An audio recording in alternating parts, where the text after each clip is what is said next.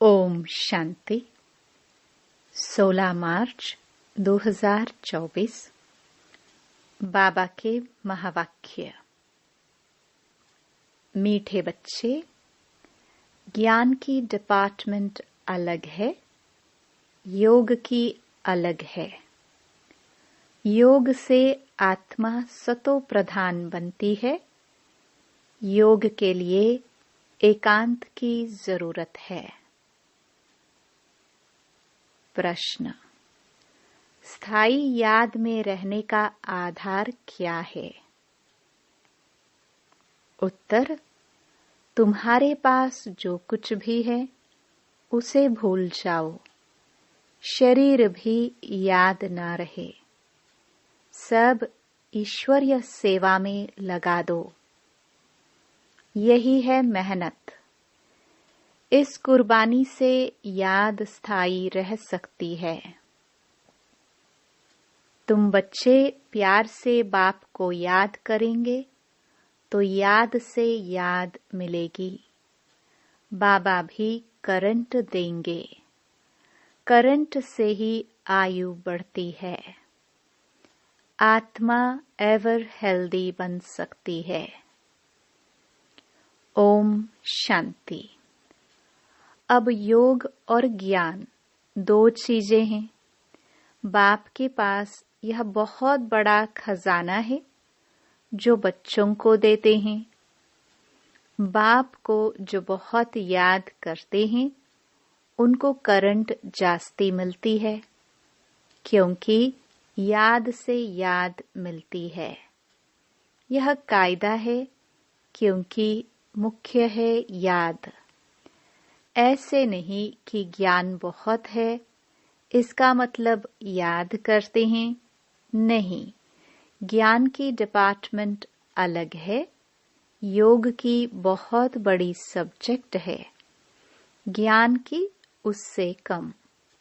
योग से आत्मा सतो प्रधान बन जाती है, क्योंकि बहुत याद करते हैं। याद के बिगर सतो प्रधान बनना असंभव है। बच्चे ही सारा दिन बाप को याद नहीं करते तो बाप भी याद नहीं करेंगे। बच्चे अच्छी रीति याद करते हैं तो बाप की भी याद से याद मिलती है। बाप को खींचते हैं। यह भी बना बनाया खेल है जिसको अच्छी रीति समझना है। याद के लिए बहुत एकांत भी चाहिए। पिछाड़ी में आने वाले जो ऊंच पद पाते हैं उसका आधार भी याद है। उन्हें याद बहुत रहती है। याद से याद मिलती है। जब बच्चे बहुत याद करते हैं तो बाप भी बहुत याद करते हैं। वह कशिश करते हैं। कहते हैं ना, बाबा रहम करो, कृपा करो। इसमें भी चाहिए याद। अच्छी तरह याद करेंगे तो ऑटोमेटिकली वह कशिश होगी, करंट मिलेगी। आत्मा को अंदर आता है कि मैं बाबा को याद करती हूँ, तो वह याद एकदम भरपूर कर देती है। ज्ञान है धन। याद से फिर याद मिलती है, जिससे हेल्दी बन जाते हैं, पवित्र बन जाते हैं। इतनी ताकत है जो सारे विश्व को पवित्र बना देते हैं।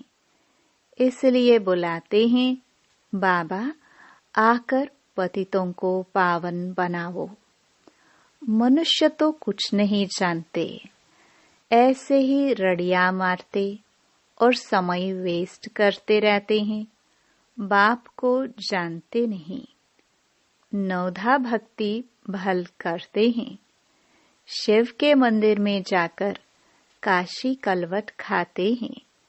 मिलता कुछ भी नहीं, फिर भी विक्रम बनने शुरू हो जाते हैं। माया झट फंसा देती है। प्राप्ति कुछ भी नहीं। अब तुम जानते हो पतित पावन बाप है, उन पर कुर्बान जाना चाहिए। वह समझते हैं शिव शंकर एक है। यह भी अज्ञान है। यहाँ बाबा बार बार कहते हैं मन मना भव, मुझे याद करो तो तुम पवित्र बन जाएंगे। तुम काल पर जीत पाते हो। इसमें तुम जितनी कोशिश करेंगे तो माया भी विघ्न डालेगी, क्योंकि माया समझती है यह बाप को याद करेंगे तो मुझे छोड़ देंगे, क्योंकि जब तुम मेरे बनते हो तो सब कुछ छोड़ना पड़े। मित्र संबंधी धन आदि कुछ भी याद न आए। एक कथा है, लाठी भी छोड़ो। सब चीजें छुड़ाते हैं, परंतु यह कभी नहीं कहते कि शरीर को भी याद नहीं करो। बाप कहते हैं यह शरीर तो पुराना है, इसे भी भूलो। भक्ति मार्ग की बातें भी छोड़ दो। एकदम सब कुछ भूल जाओ, अथवा जो कुछ है काम में लगा दो, तब ही याद टिकेगी। अगर ऊंच पद पाना है तो बहुत मेहनत चाहिए। शरीर भी याद न रहे। अशरीरी आए थे, अशरीरी होकर जाना है। बाप बच्चों को पढ़ाते हैं, इनको कोई तमन्ना नहीं है। यह तो सर्विस करते हैं। बाप में ही तो ज्ञान है ना। यह बाप और बच्चे का खेल है इकट्ठा। बच्चे भी याद करते हैं, फिर बाप बैठ सर्च लाइट देते हैं। कोई बहुत खींचते हैं तो बाप बैठ लाइट देते हैं। बहुत नहीं खींचते हैं तो यह बाबा बैठ बाप को याद करते हैं। कोई समय किसको करंट देनी होती है तो नींद फिट जाती है। यह फुरना लग जाता है कि फलाने को करंट देनी है। पढ़ाई से आयु नहीं बढ़ेगी, करंट से आयु बढ़ती है। एवर हेल्दी बनते हैं। दुनिया में किसकी आयु 125, 150 वर्ष भी होती है तो जरूर हेल्दी होंगे। भक्ति भी बहुत करते होंगे। भक्ति में भी कुछ फायदा है, नुकसान नहीं। जो भक्ति भी नहीं करते उनके मैनर्स भी अच्छे नहीं होते। भक्ति में भगवान में विश्वास रहता है। धंधे में झूठ पाप नहीं करेंगे, क्रोध नहीं आएगा। भक्तों की भी महिमा है। मनुष्यों को यह मालूम नहीं है कि भक्ति कब शुरू हुई। ज्ञान का तो पता नहीं पड़ता। भक्ति भी पावरफुल होती जाती है। फिर भी जब ज्ञान का प्रभाव हो जाता है तो फिर भक्ति बिल्कुल छूट जाती है। यह दुख सुख भक्ति और ज्ञान का खेल बना हुआ है। मनुष्य कह देते हैं दुख सुख भगवान ही देते हैं, फिर उनको सर्वव्यापी कह देते हैं। लेकिन सुख दुख अलग चीज है। ड्रामा को न जानने कारण कुछ भी समझते नहीं है। इतनी सब आत्माएं एक शरीर छोड़ दूसरा लेती है। यह तुम ही जानते हो। ऐसे नहीं कहेंगे कि सतयुग में तुम देही अभिमानी रहते हो। यह तो अब बाप सिखलाते हैं, ऐसे देही अभिमानी बनो। अपने को आत्मा समझ बाप को याद करना है, पवित्र बनना है। वहाँ तो है ही पवित्र सुख धाम। सुख में कोई याद नहीं करते, भगवान को याद करते हैं दुख में। देखो ड्रामा कितना वंडरफुल है, जिसको तुम ही नंबरवार जानते हो। यह जो पॉइंट्स लिखते हैं वह भी भाषण के समय रिवाइज करने के लिए। डॉक्टर, वकील भी पॉइंट्स नोट करते हैं। अब तुमको बाप की मत मिलती है तो फिर रिवाइज भी करना चाहिए भाषण करने के समय। इसमें तो है बाबा की प्रवेशता। बाप तुमको समझाते हैं तो यह भी सुनेंगे। वह पॉइंट नहीं सुनाते तो मुझे क्या पता जो तुमको समझाऊं। बाप कहते हैं यह बहुत जन्मों के अंत का जन्म है। ब्रह्मा और विष्णु का चित्र भी है। तुम राजाई में चलते हो सिर्फ नंबरवार। जितना याद करते हैं, धारण करते हैं, उतना पद पाते हैं। बाप कहते हैं गुह्य ते गुह्य बातें सुनाता हूँ। तुम नई नई पॉइंट्स नोट करो, पुरानी काम में नहीं आएगी। भाषण के बाद फिर याद आएगा कि यह पॉइंट्स अगर समझाते तो बुद्धि में ठीक बैठ जाती। तुम सब ज्ञान के स्पीकर हो, परंतु नंबरवार। सबसे अच्छे महारथी हैं। बाबा की बात अलग है। यह बाप दादा दोनों इकट्ठे हैं। मम्मा सबसे अच्छा समझाती थी। बच्चे संपूर्ण मम्मा का साक्षात्कार भी करते थे। कहाँ जरूरी होता था तो बाबा भी प्रवेश करके अपना काम कर लेता था। यह सब समझने की बातें हैं। पढ़ाई फुर्सत के समय होती है। सारा दिन तो धंधा आदि करते हैं। विचार सागर मंथन करने के लिए फुर्सत चाहिए, शांति चाहिए। समझो कोई को करंट देनी है, कोई अच्छी सर्विस करने वाला बच्चा है तो उनको मदद करनी है। उनकी आत्मा को याद करना पड़ता है। शरीर को याद कर फिर आत्मा को याद करना है। यह युक्ति रचनी है। सर्विसेबल बच्चे को तकलीफ है तो उनको मदद करनी है। बाबा को याद करना है, फिर खुद को भी आत्मा समझ कुछ न कुछ उनकी आत्मा को भी याद करना है।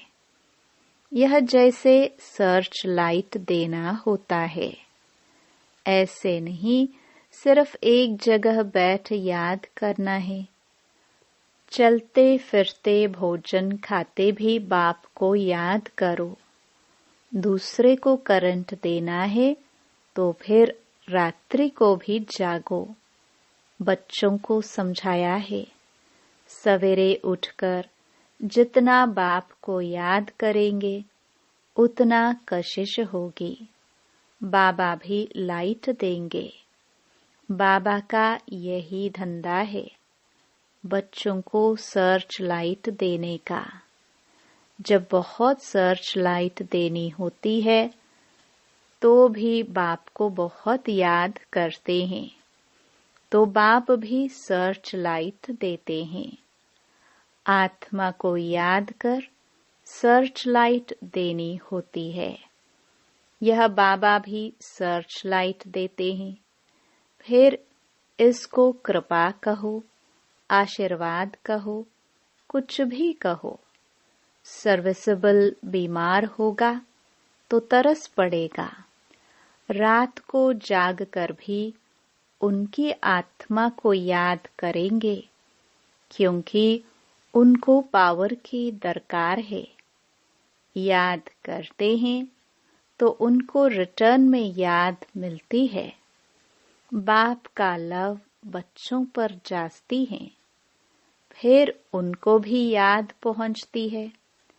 बाकी ज्ञान तो सहज है, उसमें माया के विघ्न नहीं पड़ते हैं। मुख्य है याद, इसमें विघ्न पड़ते हैं। याद से बुद्धि सोने का बर्तन बन जाती है, जिसमें धारणा होती है। कहावत है, शेरनी का दूध सोने के बर्तन में ठहरता है। इस बाप के ज्ञान धन के लिए भी सोने का बर्तन चाहिए। वह तब होगा जब याद की यात्रा में रहेंगे। याद नहीं करेंगे तो धारणा नहीं होगी। ऐसे मत समझो कि बाप अंतर्यामी है, कुछ बोला और हुआ। यह तो भक्ति मार्ग में होता है।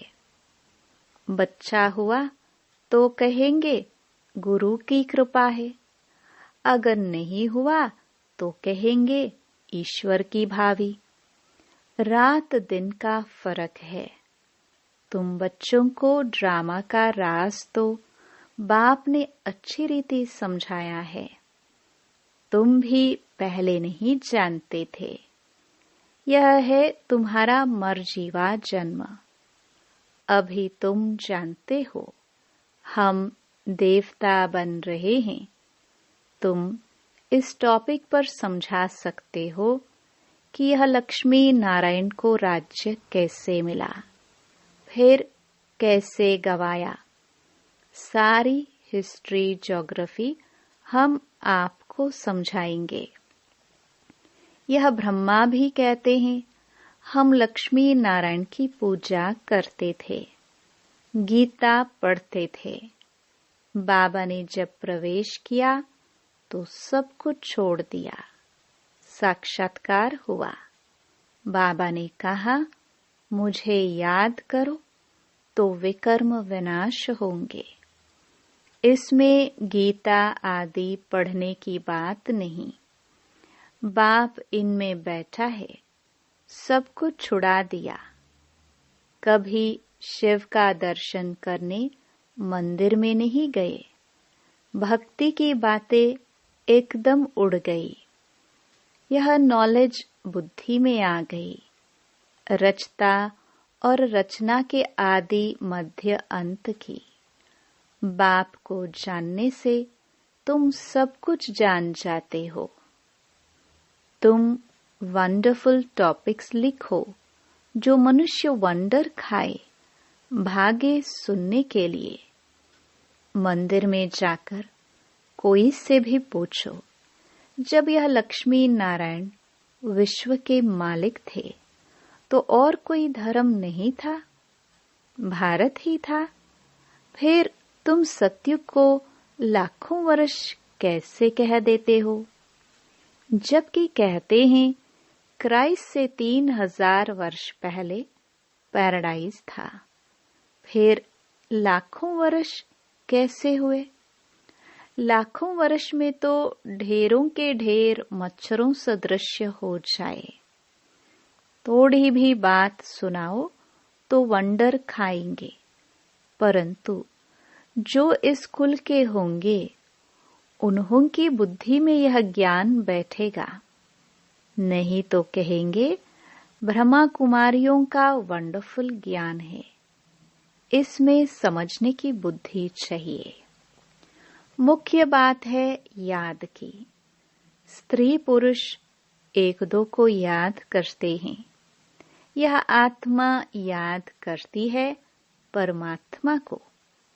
इस समय सब रोगी हैं, अब निरोगी बनना है। यह टॉपिक भी रखो। बोलो, आप जो घड़ी घड़ी बीमार पड़ते हो तो हम आपको ऐसी संजीवनी बूटी देंगे जो तुम कभी बीमार नहीं पड़ेंगे। अगर हमारी दवाई अच्छी तरह काम में लाएंगे तो। कितनी सस्ती दवाई है। 21 पीढ़ी सतयुग त्रेता तक बीमार नहीं होंगे। वह है ही स्वर्ग। ऐसी ऐसी पॉइंट नोट कर लो। तुम सब सर्जनों से भी बड़ा अविनाशी सर्जन तुम्हें ऐसी दवाई देंगे जो तुम भविष्य 21 जन्म के लिए कभी बीमार नहीं पड़ेंगे। अभी है संगम। ऐसी बातें सुनकर मनुष्य खुश होंगे। भगवान भी कहते हैं, मैं अविनाशी सर्जन हूँ। याद भी करते हैं, हे पतित पावन अविनाशी सर्जन आओ, अब मैं आया हूँ। तुम सबको समझाते रहो। अंत में आखिरीन सब समझेंगे जरूर। बाबा युक्तियां बताते रहते हैं। अच्छा, मीठे मीठे सिखिलदे बच्चों प्रति मात पिता बाप दादा का याद प्यार और गुड मॉर्निंग। रूहानी बाप की रूहानी बच्चों को नमस्ते। धारणा के लिए मुख्य सार। पहला, बाप से सर्च लाइट लेने के लिए सवेरे सवेरे उठ बाप की याद में बैठना है। रात्रि को जागकर एक दो को करंट दे मददगार बनना है। दूसरा, अपना सब कुछ ईश्वरीय सेवा में सफल कर इस पुराने शरीर को भी भूल बाप की याद में रहना है। पूरा कुर्बान जाना है। देही अभिमानी रहने की मेहनत करनी है। वरदान। स्वदर्शन चक्र द्वारा माया के सब चक्रों को समाप्त करने वाले मायाजीत भव। अपने आप को जानना अर्थात स्व का दर्शन होना और चक्र का ज्ञान जानना अर्थात स्वदर्शन चक्रधारी बनना। जब स्वदर्शन चक्रधारी बनते हो तो अनेक माया के चक्र स्वतः समाप्त हो जाते हैं। देहभान का चक्र, संबंध का चक्र, समस्याओं का चक्र, माया के अनेक चक्र है। 63 जन्म इन्हीं अनेक चक्रों में फंसते रहे। अब स्वदर्शन चक्रधारी बनने से मायाजीत बन गए। स्वदर्शन चक्रधारी बनना अर्थात ज्ञान योग के पंखों से उड़ती कला में जाना। स्लोगन। विदेही स्थिति में रहो तो परिस्थितियां सहज पार हो जाएंगी। ओम शांति।